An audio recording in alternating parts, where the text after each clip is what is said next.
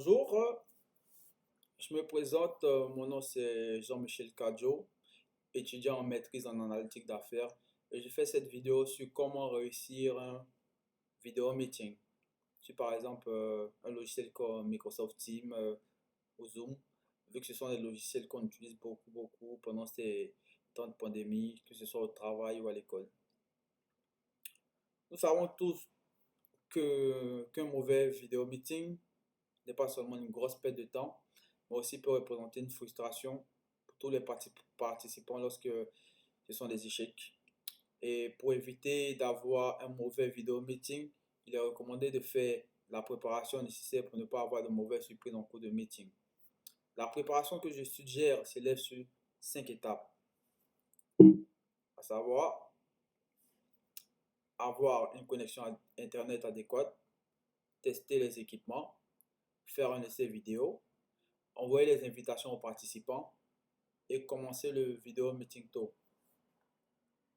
Le premier point, s'assurer d'avoir une connexion adéquate dépendamment du type de meeting et en fonction du type de documents qui seront partagés. En effet, avoir une bonne connexion Internet est indispensable lorsqu'il s'agit d'un vidéo meeting. Pendant un vidéo meeting, lorsqu'un des participants possède une mauvaise connexion, il est difficile de communiquer avec celui-ci parce qu'il peut avoir des bugs, des pertes de connexion qui, lorsqu'ils sont répétitifs, sont très agaçants. Aussi, le partage de documents nécessite une bonne connexion. En effet, il peut arriver un cas où certains invités au vidéo meeting n'aient pas assez de bonnes personnes pour télécharger des fichiers qui pourraient être indispensables pour le meeting, ce qui rendrait certaines caractéristiques telles que le partage d'écran et autres fonctionnalités indisponibles. Deuxième point, il est vraiment important de tester les équipements avant tout vidéo meeting.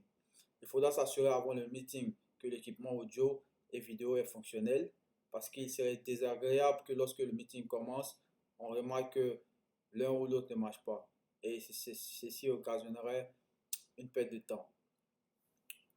Troisième point, je recommanderais aussi de faire un vidéo meeting essai avec quelqu'un pour s'assurer d'avoir la maîtrise du sujet à aborder le jour J.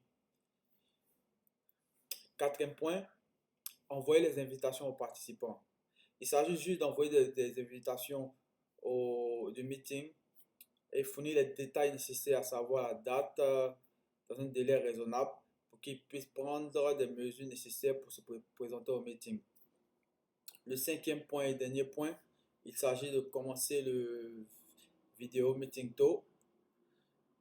Moi, je dirais que ouvrir tôt le meeting est très important parce qu'il permet aux autres participants qui n'auraient pas eu le temps de le faire avant le meeting de vérifier que leurs appareils fonctionnent correctement.